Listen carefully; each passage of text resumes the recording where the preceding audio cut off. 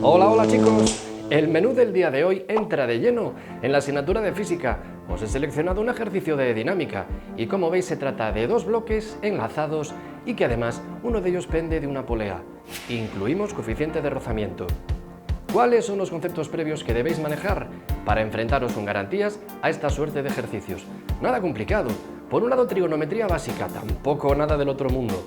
Conocer dos fuerzas muy interesantes como son el peso y la tensión. Reconocer la existencia de coeficiente de rozamiento y automáticamente una fuerza invitada, la fuerza de rozamiento. Y por supuesto, tener soltura a la hora de aplicar la segunda ley de Newton. Yo soy Ingo Pol y esto es Haciendo Ciencia.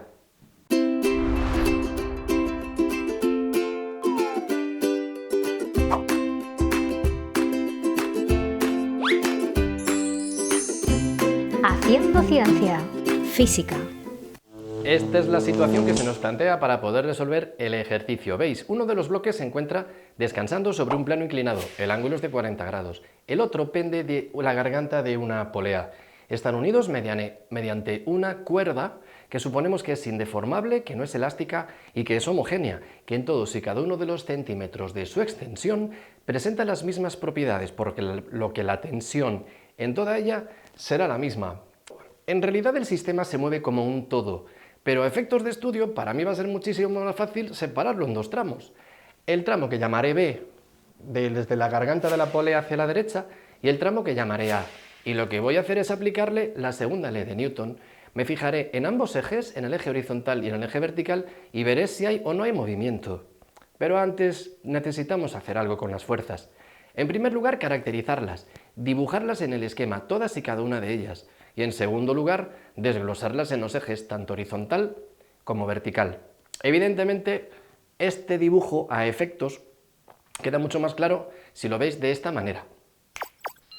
Exactamente. Ahí tenéis las fuerzas implicadas. El peso siempre es perpendicular a la línea de tierra. Pero no nos interesa. Este peso está angulado, forma un ángulo. Y mirad cuál es el ángulo que coincide con el del plano inclinado. Exactamente ese. ¿Veis que el peso se desglosa en la componente horizontal y en la componente vertical? ¿Por qué no se hunde el bloque?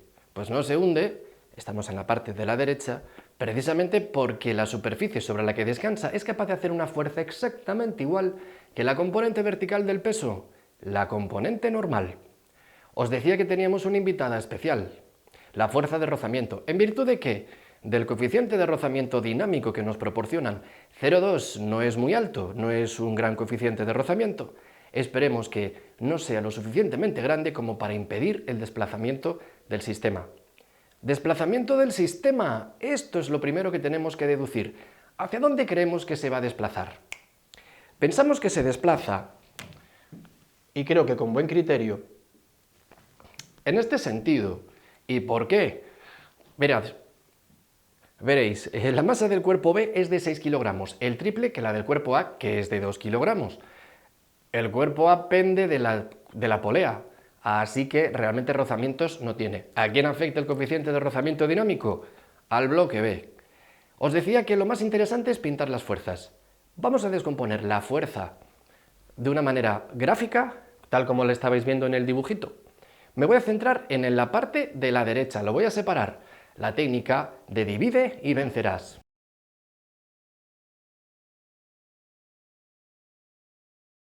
Aquí tenéis cómo ha quedado todo una vez que he dibujado y representado todas las fuerzas presentes.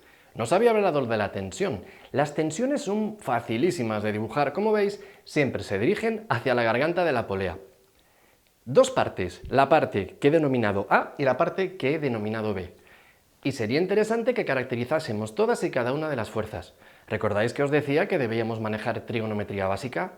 Efectivamente, como veis, el peso del cuerpo B, el que descansa sobre la superficie inclinada, hemos de descomponerlo en el eje vertical y en el eje horizontal para luego poder equipararlo a las fuerzas que se contemplan en esos ejes.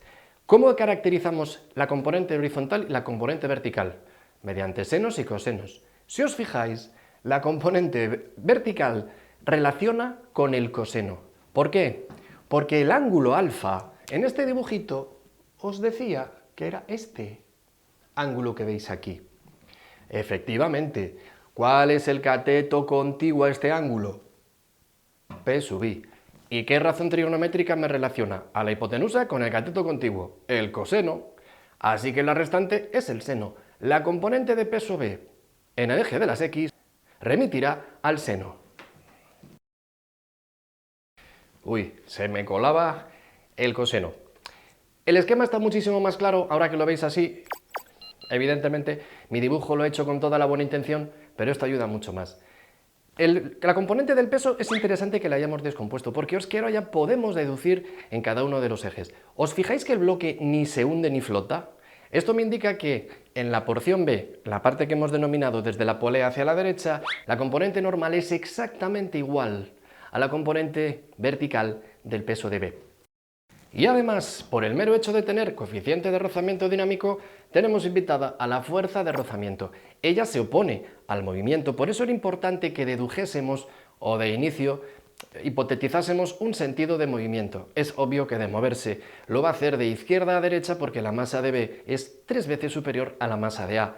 Pero esto nos permite dibujar la fuerza de rozamiento hacia la polea en sentido siempre opuesto. No os olvidéis, ella no mueve, se opone al movimiento. ¿Cómo caracterizábamos la fuerza de rozamiento? Multiplicando el coeficiente de rozamiento por la componente normal. Sabemos que la fuerza de rozamiento, pero si hemos quedado en que la normal es esta, fijaos cómo me queda. Si unimos este concepto con este concepto, tenemos que la fuerza de rozamiento será. Ya está, no tenemos ninguna complicación. Sin más que recordar que el peso de un cuerpo es el resultado de multiplicar su masa inerte por la aceleración gravitatoria del lugar en que lo estáis considerando el estudio, ya tenemos prácticamente hecho todo. ¿Qué os parece? Os dije que íbamos a dividir en dos tramos. Comenzamos con el tramo que daré en llamar B porque está el bloque B. No me he complicado nada la vida. Como veis, he supuesto cuál es el sentido fuerzas que mueven menos fuerzas que se oponen. Segunda ley de Newton. Exactamente. Sumatorio de fuerzas, masa por aceleración, las fuerzas motrices menos las fuerzas que se oponen. En este caso, la fuerza motriz es aquella que siga la dirección y el sentido que hemos hipotetizado. ¿Lo veis? PBX. Y le restamos la fuerza de rozamiento y la tensión en B. En el otro bloque, si os fijáis, aunque estamos estudiando el eje vertical, nos fijamos en que la fuerza que va en el sentido y dirección que nos interesa es precisamente la tensión en A. ¿Quién se opone? El peso de A. Y la resultante, la aceleración, dependerá de la masa de A, como aquí dependía de la masa de B. He hecho esta división a efectos de estudio. ¿Por qué no nos reunimos de nuevo? Y al hacerlo, solo tenemos que... Lo que he hecho aquí es aglutinar factor común. Como veis es masa de A por A, masa de B por B. Al sumarlas, pues he sacado la aceleración, factor común. Y algo que no se nos escapa. Las tensiones son las mismas, porque hemos dicho que la cuerda es homogénea, está construida en toda su extensión de la misma manera, así que podemos eliminarlas, son la misma tensión. ¿Veis qué expresión me ha quedado? En realidad, a la componente de las X del peso del cuerpo B he de restarle la fuerza de rozamiento y el peso del cuerpo A. Y todo ello será el responsable de la aceleración. No caigáis en la tentación de empezar a sustituir ya los datos. Antes que nada, escribamos la expresión en virtud de todos los valores que tenemos aquí.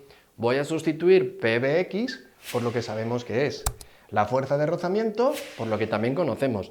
Y el peso de A. Y una vez que lo tenga, me quedará una expresión súper chula en la que determinar la aceleración.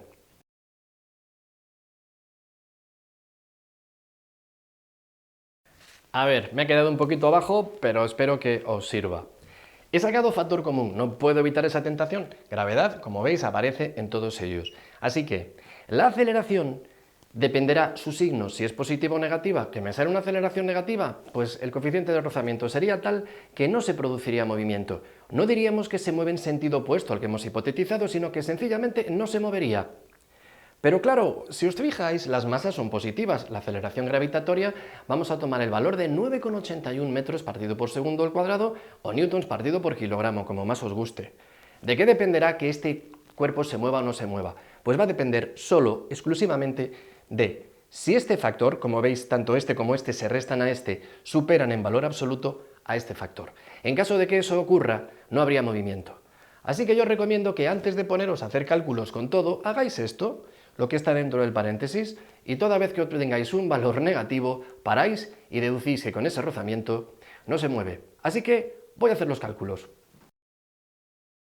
Haciendo este cálculo obtuve un valor positivo, así que tenía sentido continuar con el resto de ellos. Y mirad qué aceleración he obtenido. Tampoco es para echar cohetes, pero está bien, 1,15 metros partido por segundo al cuadrado.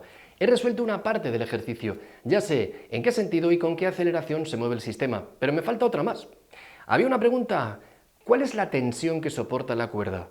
Chicos, os da igual calcular la tensión en la parte que llamamos A o en la parte que llamamos B. A mí, desde luego, me está tentando muchísimo esta porción que veis aquí, porque puedo despejar la tensión. ¿De qué manera? Como veis, la tensión en A sería el peso en A, que pasaría a positivo, y la masa de A por la aceleración. ¿Qué es el peso? La masa de A por la gravedad. Mirad cómo me quedaría la expresión. Tendría masa de A, que multiplica a G, más A. Sin más que utilizar nuestra fiel amiga, este es el resultado que obtenemos de la tensión, 21,9 newtons. Tres cifras significativas, no os olvidéis, en realidad obtenía 21,92, pero es lo que aceptamos en física, tres cifras significativas. ¿A que no era complicado? Pues esa tensión es la misma, tanto en el componente de la izquierda como en la componente de la derecha. El ejercicio está terminado, espero haberos ayudado, y si ha sido así, pues compartidlo con aquellos que creéis que pueden sacarle rendimiento. Recordad, si disponéis de profesores, no desaprovechéis la oportunidad y profundizad. Y hacemos las cosas siempre con la idea de hacerlas bien, pero no renunciamos a divertirnos en el proceso. Chicos, cuando queráis, volvemos a vernos por este rinconcito. Haciendo ciencia. ¡Hasta pronto!